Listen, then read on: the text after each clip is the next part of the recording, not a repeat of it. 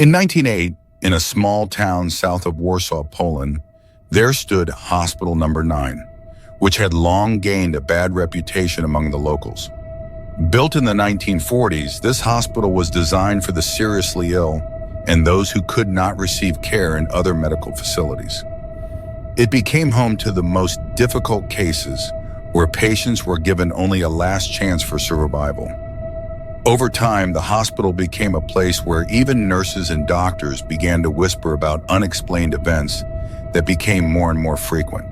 Screams coming from empty wards, strange sounds like whispers or footsteps following you down the corridors.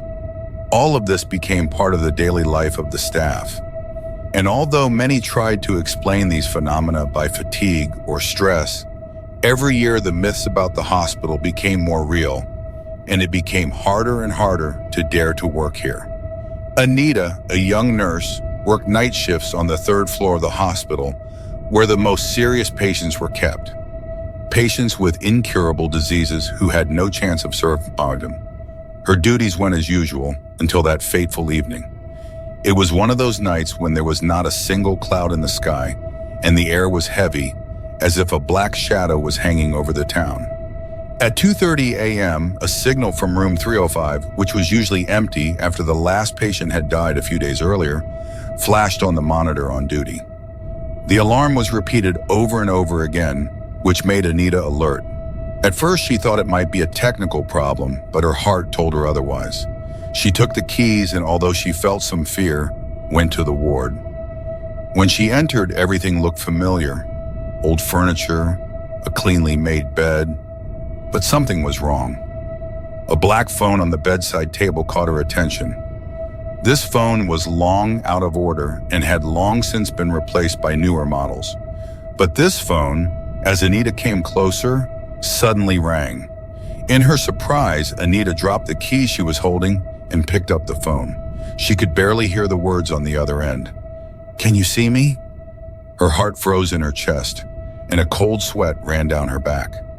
She could not recover, but what she saw in the mirror shocked her even more.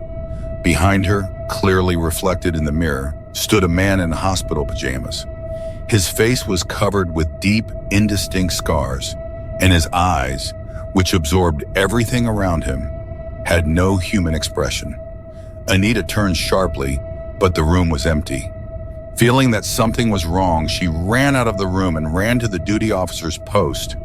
But the further she went, the longer and darker the corridor seemed. The lamps in the corridors began to go out one by one, and she found herself in a darkness that seemed alive. Her every step was accompanied by soft whispers. At first it was just a rustling, then the voices became clearer. Her name was pronounced calmly but ominously, as if in a whisper coming from the darkness.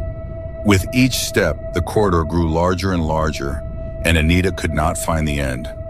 She could feel her heart beating faster with every movement, and then the same figure appeared again at the end of the corridor. The man in the hospital pajamas, now with his mouth open, as if trying to say something, was walking toward her. His face remained impenetrable, but his eyes absorbed more and more light, and it was more terrifying than any nightmare. He stretched out his arms and whispered, "It's time to go." Anita felt all her strength leaving her. She started to scream, but her voice was swallowed up by silence.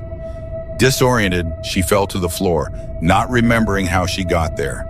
The next morning, the nurses found her sitting on the floor outside room 305, hugging her knees tightly and repeating the same words over and over again. "He won't let go." Anita was transferred to a psychiatric clinic, but it did not help. A few months later, she mysteriously disappeared, her traces vanishing as if she had never existed. Hospital Number 9 was closed a few years later, but locals still say that even after that, the building was not empty. Those who dare to approach the hospital can hear the ringing of a telephone coming from the dark corridors. Those who decide to come closer hear the voice again. "Are you ready?" And no one can explain why this call comes every night or who is on the other end. Everyone who has heard this call at least once no longer dares to approach the abandoned hospital. Is this another trap for those who are too brave to find the answer? Translated with Depot.com, free version. Thank you for watching this story. If you enjoyed it, don't forget to subscribe so you won't miss any new creepy legends and mystical tales. There's a lot more to come, so stay tuned and be ready for more encounters with the unknown.